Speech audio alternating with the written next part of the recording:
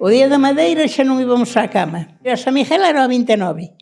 E o día da Madeira era o 28. Pero os da Madeira xa viñan o 27. Os da Madeira eran uns da parte de aí de Soandres e de Santa Margarita de Montemayor, que traían cestos, traían paxes, traían arados de pau, traían todo eso, e deixaban no campo todo no campo que hai ali. O campo cheo, o día da Madeira era un día de moita xente, era cando viñan todos os labradores a comprar ali as cousas, cestos, de todo. E viñan xa o 27, entón xa viñan para ali, para a nosa casa. Recordo moi ben o do San Miguel, o da Festa da Madeira o 28 de setembro, que nos encantaba, e que ademais, miña abuela, a nai de miña nai, veu de Soandres. Desa zona había moitos que facían cousas para aquí, non? Os paxes, os cestos, os mangos para as azadas e para os arados de pau aínda, as caínzas, que eran unha cousa de mimbros moi gordos que levaban os carros, os fungueiros dos carros,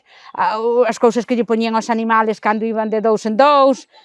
Todo eso estendíase todo polo que é o campo de Pastoriza, que abarcaba o cacho que ten hoxe, mas todo o que é o mesón.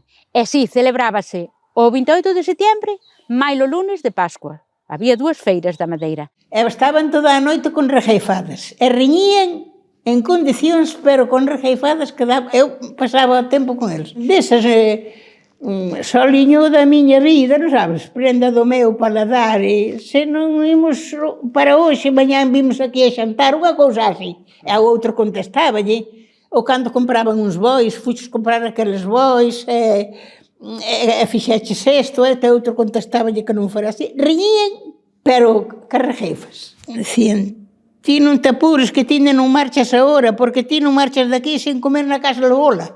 Así, non sabes, desas cousas así, e depois, cousas así que seguían.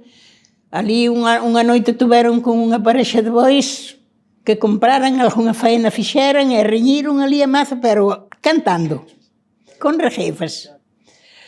Aí eu pasaba moi ben, E de mozota está incluída neses domingos, nesas tardes dominicales que che decía antes, non? Por suposto, pasábamos pola plaza antes de ir a Virxe ou de ir ao Castro. Era un pasear pola plaza, era ver, sobre todo o Día da Madeira, a cantidad de postos de madeira. Eu incluso recordo algún cego contando as historietas. A mí lembrábame un pouco, logo, anos máis tarde, coñecín algunha obra de Valle Inclán, non?